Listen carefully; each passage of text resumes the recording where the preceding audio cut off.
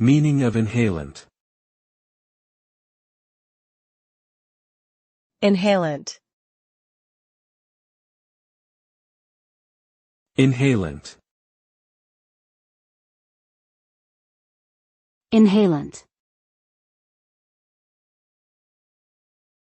Inhalant.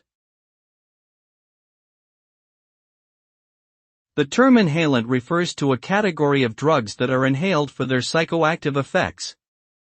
These substances include a range of chemical products such as solvents, aerosol sprays, and gases.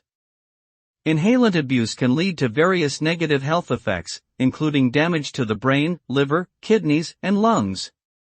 Short-term effects can include dizziness, hallucinations, nausea, and lack of coordination. In the long term, inhalant addiction can lead to serious health issues like liver and kidney failure and even death. Due to their easy accessibility and low cost, inhalants are frequently abused, particularly by young people.